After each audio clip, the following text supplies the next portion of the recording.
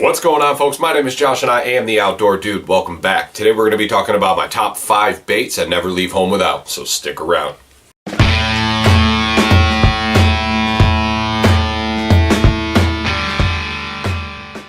Alright folks, we're back. Today I'm a little bummed. I wanted to take the channel in a different direction again today in a little bit and do another outdoor video, but something a little bit different, but the weather is not permitting, so we're going to do a video like this. So let's get right into it, right?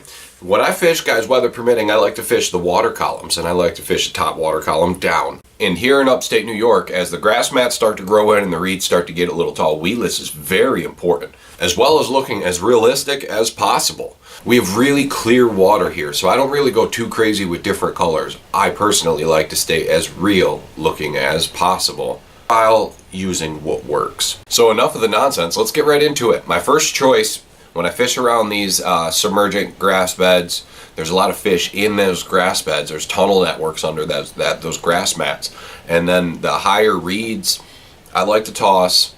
Right now I don't have one because I lost it one of the last times I was out fishing. But I have the popper, and this is the one I like to fish above the submergent grass beds.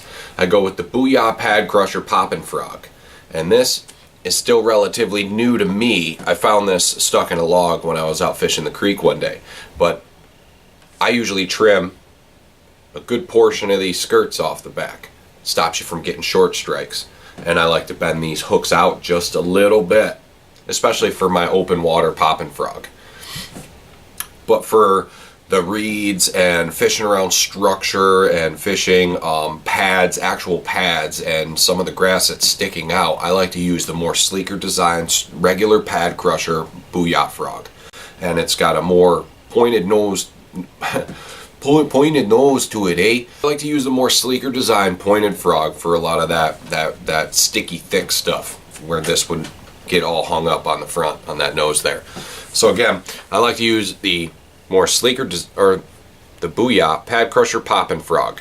When it comes to the frog, folks, the belly is the only spot the fish get to see. Maybe a little bit of the side, but that's and the skirt and the action.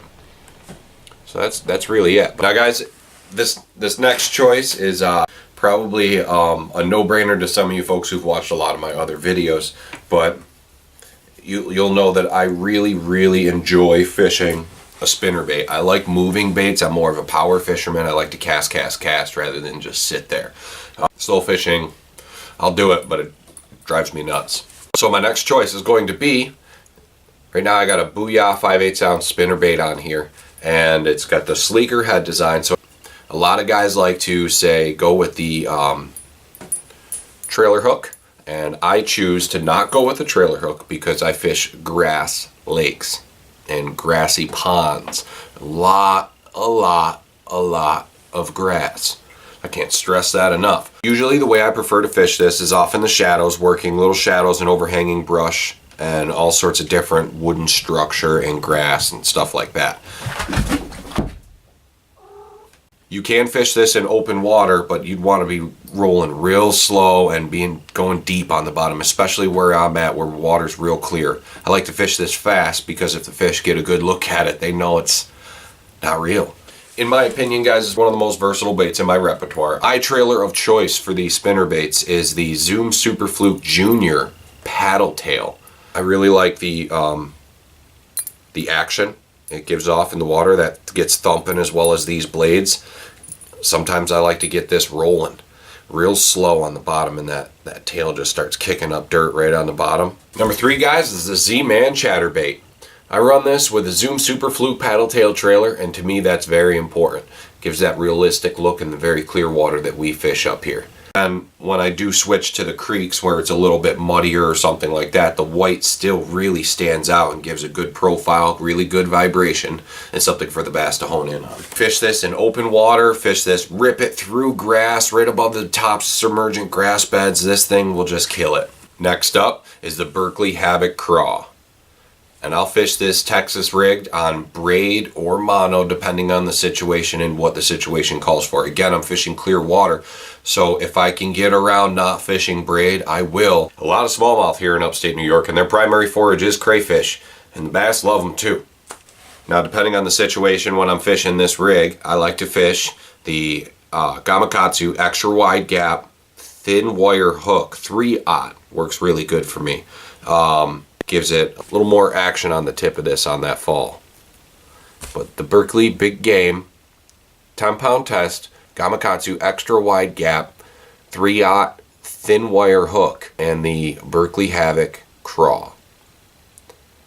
And I run that in that watermelon with the red and black flake.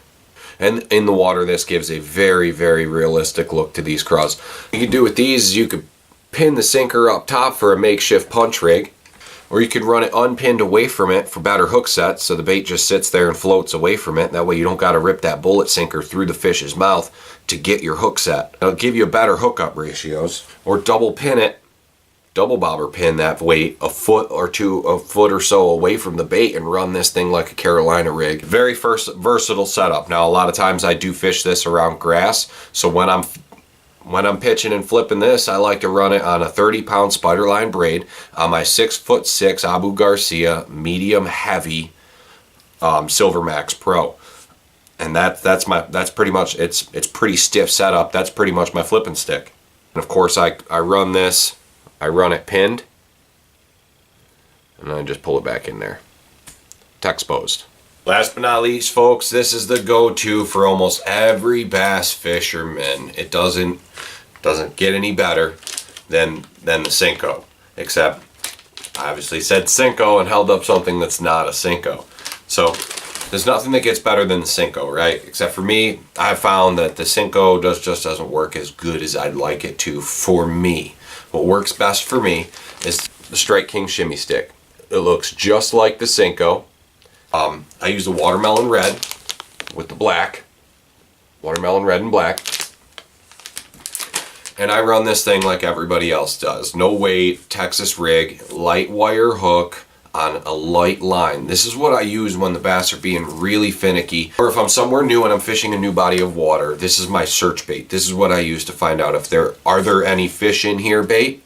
And it is what it is, guys. It's a Senko. From all the videos I've watched and from all my experience fishing all over upstate New York and a couple other states, this is the go-to bass rig from across the country. And everybody that is having a hard day or doesn't know if there's fish in this new body of water or just wants to get out for a quick bite, there's all sorts of scenarios where you're going to use one of these, but it's the go-to rig for catching bass.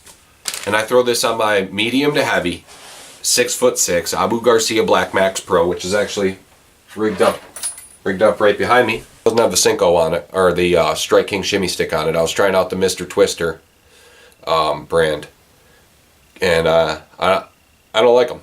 6'6" Abu Garcia Black Max, the Berkley Big Game 10-pound test on there. Alright folks, this is where I'm going to end the video. That was my top 5 baits I never leave home without. Thank you so much for watching. Please like, share, and subscribe, and come back for more.